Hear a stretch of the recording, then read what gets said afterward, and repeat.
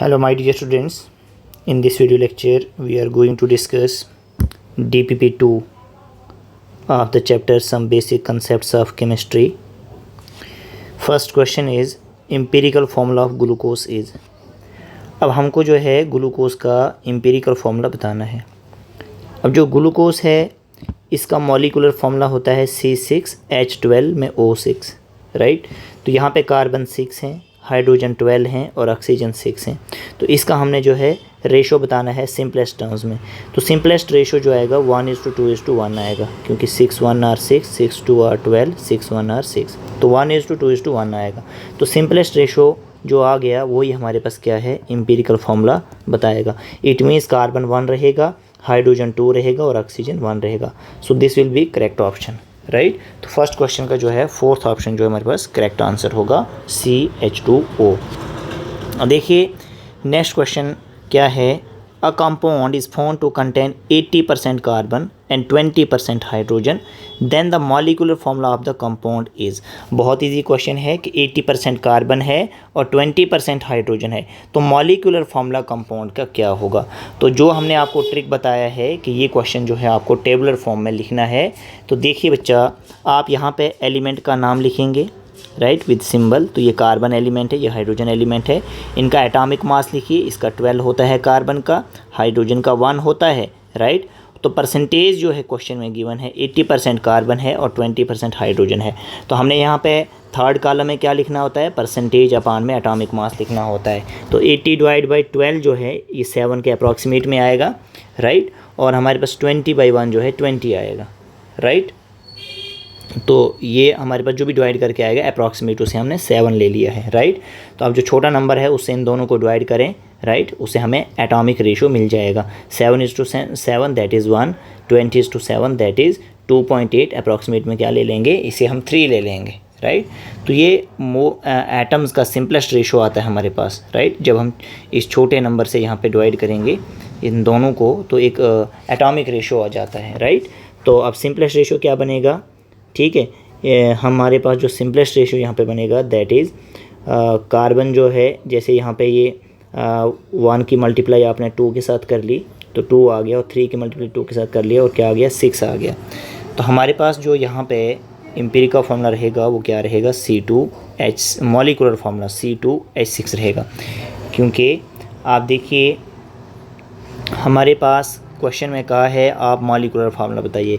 Empirical formula तो हमारे पास क्या आ जाएगा, एम्पिरिकल फार्मूला हमारे पास CH3 आ जाएगा इस कंपाउंड का, राइट। अब ये एम्पिरिकल फार्मूला है, राइट। तो क्वेश्चन अगर हम ध्यान से देखें तो हमें जो है मॉलिक्यूलर फार्मूला पूछा गया है कंपाउंड का, राइट। तो मॉलिक्यूलर फार्मूला इसके लिए देखिए क्या रिलेशन होता है, molecular formula equivalent to empirical formula multiply by n। अगर हमको यहाँ से n का वैल्यू बताना है तो that is molecular formula mass divide by empirical formula mass, right, empirical formula mass. अब एम्पिरिकल फार्मूला मास कितना आएगा यहाँ से, ये कार्बन का 12 और 3 हाइड्रोजन का 3 हो गया 15, राइट, 15। तो अगर हम यहाँ पे देखें तो मॉलिक्यूलर फार्मूला मास जो है हमारे पास यहाँ पे गिवन नहीं है। इस क्वेश्चन में जो है इसे मॉलिक्यूलर फार्मूला जो है वो दे के मॉलिक्यूलर फार्मूला मास जो है वो दे के रखना होता है। तो क्वेश्चन का डेटा जो है इनकम्प्लीट है, इसे जो है यहाँ पे मॉलिक्यूलर फार्मूला जैसे C2H6 से अगर हम इसके मॉलिक्यूलर फार्मूला की बात करें तो 2 कार्बन का 24 होगा और 6 हाइड्रोजन का 6 होगा, हो गया हमारे पास 30। जब इसने 30 दे के रखा होगा तो n का फार्मूला बन जाएगा 30 divide by empirical formula mass कितना आया, 15 आया। तो n का वैल्यू जब 2 आएगा तो एम्पिरिकल फार्मूला जब हमारे पास 2 आ गया तो जब 2 की मल्टीप्लाई होगी यहाँ पे तो कार्बन 2 बन जाएगा और हाइड्रोजन 6 बन जाएगा। तो इसलिए C2H6 जो है हमारा आंसर रहेगा यहाँ पे, ठीक है। तो C2H6, राइट, यहाँ पे अगर हम देखें C2H6 तो ऑप्शन 3 जो है दैट इज़ करेक्ट आंसर। तो आपको इस तरीके से क्वेश्चन जो है सॉल्व करना है, राइट। अब देखिए क्वेश्चन 3 जो है क्या है, 26 cc of carbon dioxide are passed over red hot coke. The volume of carbon monoxide evolve is. अब cc होता है cubic centimetre, 26 cubic centimetre carbon dioxide जो है एक रेड हॉट कोक से जो है पास किया जा रहा है, तो वहाँ जो है कार्बन मोनोऑक्साइड कितना इवॉल्व होगा उसका वॉल्यूम बताना हमने, सीसी मतलब क्यूबिक सेंटीमीटर्स में। तो देखिए ये क्वेश्चन जो है आपको याद रखिए कि 1 क्यूबिक सेंटीमीटर जो है सीसी, इसी को कहा जाता है क्यूबिक सेंटीमीटर को, राइट। क्यूबिक सेंटीमीटर को सीसी लिखते हैं, तो ये 1 मिलीलीटर के बराबर होता है। तो अगर क्वेश्चन में 26 सीसी कहा है तो इट मीन्स क्यूबिक सेंटीमीटर ये 26 ml के बराबर है। अब हम देखेंगे कि कार्बन डाइऑक्साइड जो है it is passed our red heart Coke, Coke हमारे पास कार्बन होता है सॉलिड, तो हमारे पास क्या बन रहा है, कार्बन मोनोऑक्साइड गैस बन रहा है 2 टाइम्स, राइट। 2 कार्बन आ गए, 2 ऑक्सीजन आ गए, तो कार्बन मोनोऑक्साइड। आप देखिए as per the balanced equation अगर हम देखेंगे तो 1 मोल कार्बन डाइऑक्साइड जो है वो हमको 2 मोल कार्बन मोनोऑक्साइड दे रहा है। तो अगर हमारे पास 1 ml होगा कार्बन डाइऑक्साइड तो वो हमें क्या दे रहा है, 2 ml कार्बन मोनोऑक्साइड देगा। अब क्वेश्चन में हमें 26 ml कार्बन डाइऑक्साइड दिया हुआ है, तो वो डबल, इसका डबल मिलेगा हमें ml में कार्बन मोनोऑक्साइड, तो 62 ml जो है कार्बन मोनोऑक्साइड मिलेगा। तो 52 ml को जो है आप इन टर्म्स ऑफ सीसी क्या लिखेंगे, 52 cubic centimetre of carbon monoxide. मतलब यहाँ पे क्या है कि जब आपने कार्बन डाइऑक्साइड को रेड हॉट कोक से पास किया, कोक होता है कार्बन, तो आपको कार्बन मोनोऑक्साइड मिलेगा यहाँ पे। फिर as per the balanced equation आप क्वेश्चन देखेंगे तो इसका कोफिशिएंट यहाँ पे 1 है, इसका भी 1 है, इसका क्या है 2 है, तो 1 मोल कार्बन डाइऑक्साइड से हमको 2 मोल CO मिल रहा है कार्बन मोनोऑक्साइड। तो इन टर्म्स ऑफ हमने ये बात की। अगर फिर 1 मोल से आपको 2 मोल मिल रहा है तो 1 ml से 2 ml मिलेगा। तो क्वेश्चन में जो है आपको 26 ml दिया हुआ है, तो इसलिए डबल कर देंगे आप, ठीक है। तो और CC इन टर्म्स ऑफ फिर आप CC जो है ये क्यूबिक सेंटीमीटर आंसर लिख सकते हैं, राइट। अब देखिए क्वेश्चन 4 क्या है, क्वेश्चन 4 है कि assuming that petrol is octane, right, C8H18 and has density 0.8 ग्राम पर मोल, 1.2425 litre of petrol on complete combustion will consume. तो देखिए क्वेश्चन में पूछा है कि हमारे पास एज्यूम कीजिए कि जो पेट्रोल है वो क्या है, ऑक्टेन है, राइट, और उसका डेंसिटी भी दिया हुआ है। और जब आप जो है इस ऑक्टेन को 1.425 लीटर कंप्लीट कंबस्शन शो करेंगे तो उससे ऑक्सीजन जो है कितना कंज्यूम होगा, ठीक है, ये है क्वेश्चन। देखिए क्वेश्चन 4 को जो है हम कैसे सॉल्व करेंगे। सबसे पहले डेंसिटी लिख दिया है पेट्रोल का, दैट इज़ ऑक्टेन, जो क्वेश्चन ने कहा इसे एज्यूम कीजिए, तो ये डेंसिटी है अकॉर्डिंग टू क्वेश्चन।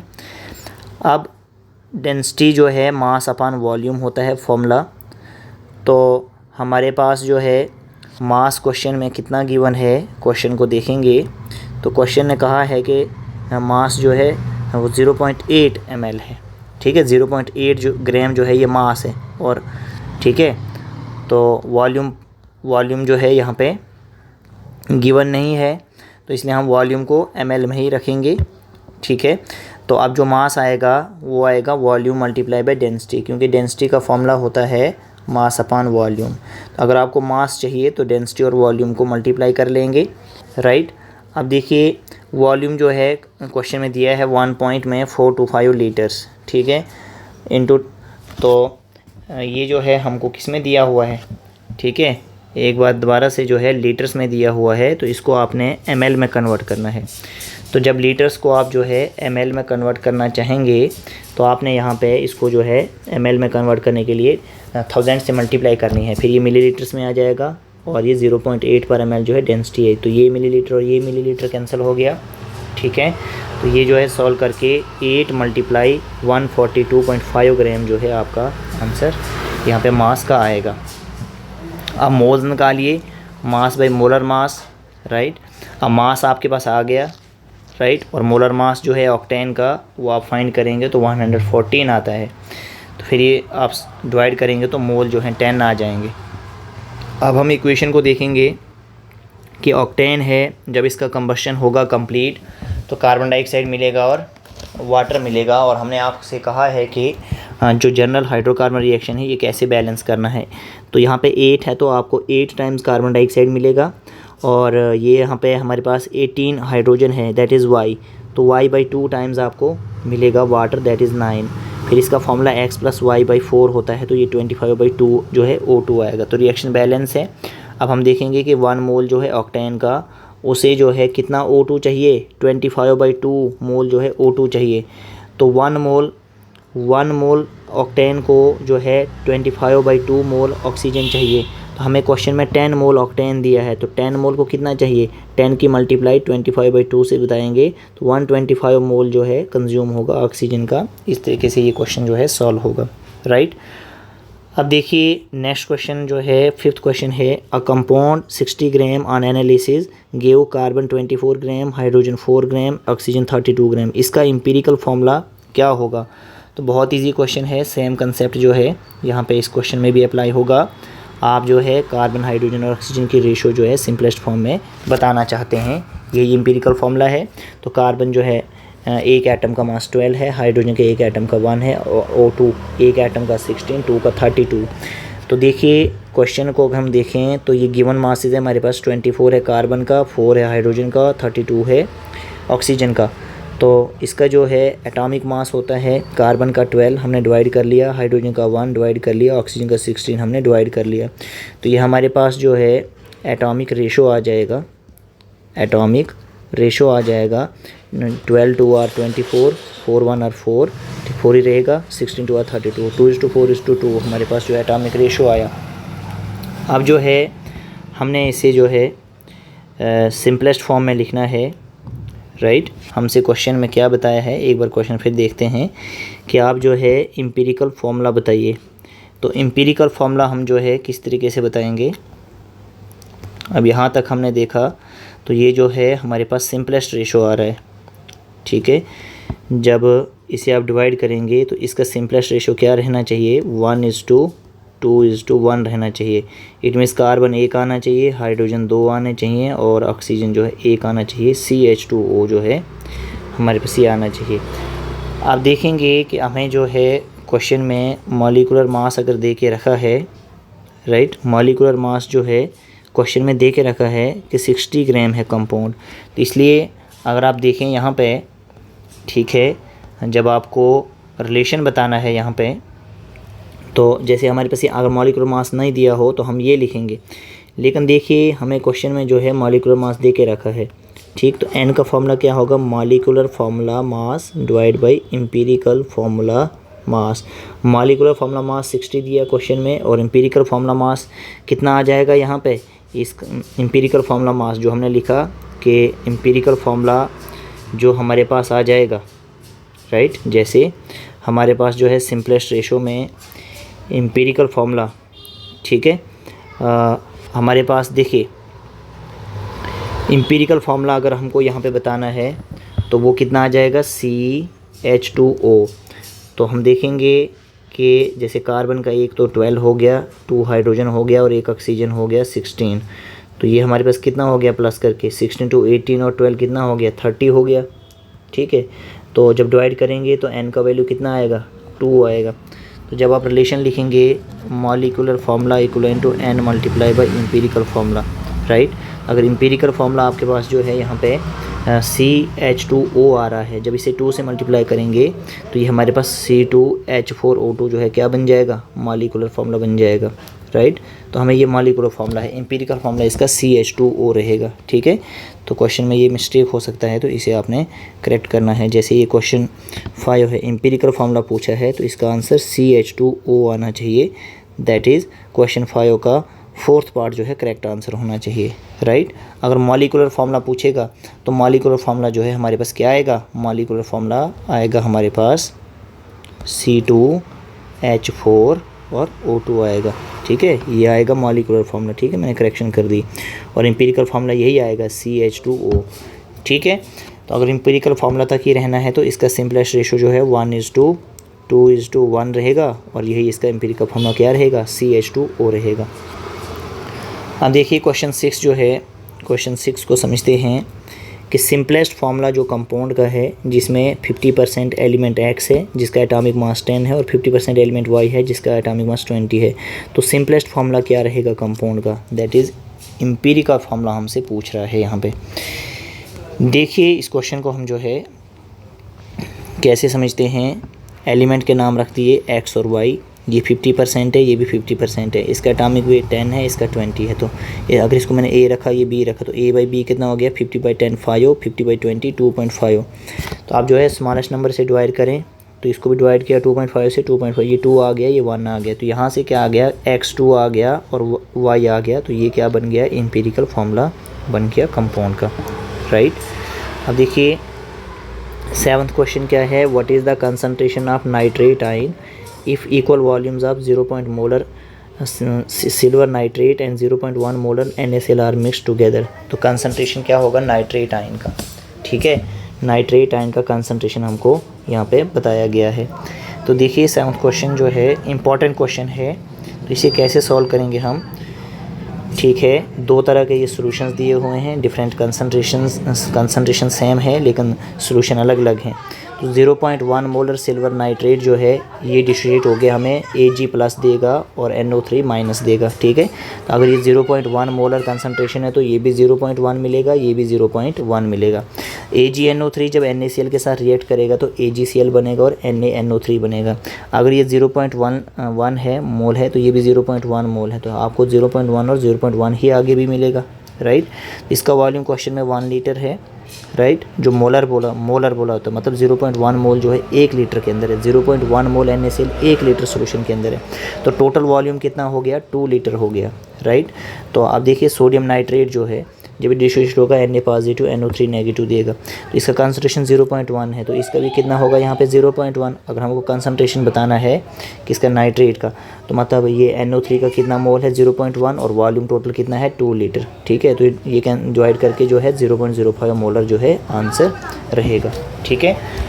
अब देखिए जो क्वेश्चन 8 है हमारे पास, the pair of species having same percentage of carbon. अब यहाँ पे जो स्पीशीज़ दी हुई हैं हमने बताना है कि सेम परसेंटेज कार्बन जो है किस ऑप्शन में है। ये क्वेश्चन बहुत इजी है, क्वेश्चन 8, ठीक है। देखिए क्वेश्चन 8 को हम कैसे सॉल्व करेंगे। यहाँ पे आपने जो की कंसेप्ट यूज़ करना है that is percentage of carbon. अब ये एसिटिक एसिड है जैसे हमारे पास, तो आप देखेंगे कार्बन यहाँ पे टोटल 2 हैं, हाइड्रोजन आपके 4 हैं और ऑक्सीजन जो है 2 हैं, तो सिंपलेस्ट रेशो 1:2:1 आ रहा है, राइट। फिर आप जो है ये इसके साथ में जो पेयर दिया है C6H12O6, इसका सिंपलेस्ट रेशो भी 1:2:1 बन रहा है, तो ऑप्शन 1 ही जो है हमारा करेक्ट आंसर आ गया। जो क्वेश्चन में कहा था कि ये जो पेयर ऑफ स्पीशीज़ है जिसमें सेम परसेंटेज हो कार्बन की, तो हमने देखा इसका रेशो भी जो है दोनों का रेशो कितना आ रहा है 1:2:1 आ रहा है, तो मतलब सेम परसेंटेज ऑफ कार्बन है, जितना कार्बन का परसेंट यहाँ है उतना यहाँ है, और किसी भी ऑप्शन में ये नहीं आता है, राइट। अब जो कहा है question 9, weight of oxygen in Fe2O3 and FeO in the sample ratio for the same amount of iron is. देखिए क्वेश्चन 9 जो है किस तरीके से सॉल्व होगा। क्वेश्चन 9 की हम बात कर रहे हैं। अब Fe2O3 दिया हुआ है, उसका रेशो 1:12:48, ठीक है, क्योंकि आयरन का जो हम एटॉमिक मास लेते हैं वो 56 लेते हैं, तो 2 आयरन का 1:12 हो जाएगा और 3 ऑक्सीजन का 48 हो जाएगा। और Fe की बात अगर हम करें तो आयरन का 56, ऑक्सीजन का 16। तो अब देखिए यहाँ पे हम अगर देखेंगे तो इसको भी जब हम 2 के साथ मल्टीप्लाई करेंगे तो ये इक्वल होगा, ठीक है। अगर हमने आयरन का रेशो जो है इक्वल करना है तो यहाँ पे 56 को जब हम 2 के साथ मल्टीप्लाई करेंगे तब ये 1:12 होगा, राइट, 112 तब होगा, ठीक है। अगर हमने सेम अमाउंट ऑफ आयरन रखना है, जो क्वेश्चन ने कहा था कि अगर आपको सेम अमाउंट ऑफ आयरन रखना है तो हमारे पास वेट ऑफ ऑक्सीजन क्या होगा। तो देखिए वेट ऑफ ऑक्सीजन जो है इन दोनों में Fe2O3 और FeO में, ऑक्सीजन यहाँ पे जो है इसमें 48 है और इसमें कितना है 32 है, क्योंकि हमने यहाँ पे इसको मल्टीप्लाई किया 2 से, तो ये 32 बन गया। तो ये रेशो क्या आ रहा है 3:2 आ रहा है, तो 3:2 जो है रेशो आ गया, ठीक है। तो ये क्वेश्चन पूछा गया था यहाँ पे कि आप जो है weight of oxygen in the simple ratio में बताओ, तो दोनों में आपने देखा इसमें 48 है इसमें 32 है, तो रेशो क्या है 3:2 आ जाता है। अब क्वेश्चन 10 जो है for the reaction 3x + 3y + 4z जो हमको 5W दे रहा है, इनिशियली जो है 1 mole of x, 3 mole of y, 4 mole of z जो है लिया जा रहा है। इफ़ 1.25 मोल W जो है ऑब्टेन हो रहा है, तो परसेंट यील्ड ऑफ जो इस रिएक्शन में बताइए वो कितना होगा। देखिए इस क्वेश्चन को हम जो है आपको हिंट बताएंगे, फिर आप इसी क्वेश्चन को सॉल्व करेंगे। देखिए 10th क्वेश्चन जो है यहाँ पे क्वेश्चन 8 का मैंने एडिशनल क्वेश्चन भी रखा है, तो आप इसको भी समझ सकते हैं। देखिए क्वेश्चन 10, गिवन रिएक्शन है 2x + 3y + 4z gives us 5W। अब जब टाइम 0 है, अभी रिएक्शन स्टार्ट नहीं हुआ है, तो ये जो है 1 मोल है, ये भी हमारे पास 3 मोल है क्वेश्चन में गिवन है, और ये 4 मोल है। तो यहाँ पे अगर हम लिमिटिंग रिएजेंट देखेंगे जो सबसे कम है दैट इज़ एक्स, ठीक है, एक्स के हमारा लिमिटिंग रिएजेंट है। तो according to balance chemical equation के 2 मोल एक्स हमको जो है 5 मोल डब्ल्यू दे रहा है, ठीक है, एज़ पर बैलेंस्ड इक्वेशन 2 मोल एक्स जो है वो 5 मोल डब्ल्यू दे रहा है। तो हमारे पास क्वेश्चन, अगर हमारे पास 1 मोल एक्स है तो वो जो है 5/2 मोल जो है डब्ल्यू देगा। अगर 2 से 5 है तो 1 से कितना होगा, 5/2 × 1, तो 5/2 मोल जो है डब्ल्यू मिलेगा। तो ये 5/2 हो गया 2.5 मोल डब्ल्यू, ठीक है। अब परसेंट यील्ड का क्या फॉर्मूला होता है, परसेंटेज यील्ड का फॉर्मूला होता है एक्चुअल यील्ड कितनी है और थ्योरेटिकल यील्ड कितनी है × 100, ठीक है। तो एक्चुअल यील्ड हमारे पास 1.25 है और थ्योरेटिकल यील्ड हमारा 2.5 मोल आ रहा है, राइट, × 100। इसे सॉल्व करेंगे तो हमारा आंसर जो है दैट इज़ 50% आ जाता है, राइट। क्योंकि ये क्वेश्चन जो है आपको परसेंटेज यील्ड का पूछेगा, तो परसेंटेज का यील्ड का फॉर्मूला यूज़ करेंगे, राइट। और हमारे पास जो एक्चुअल यील्ड है वो 1.25 है और थ्योरेटिकल जो है कितना आ रहा है 2.5 आ रहा है। उसको डिवाइड करके जो है आपका आंसर जो है 50% आ जाएगा। तो आई होप कि हमने जो है ये क्वेश्चंस आपको समझाने की कोशिश की है। तो इस वीडियो लेक्चर को आप जो है प्रॉपरली वॉच कर सकते हैं। Okay, thank you.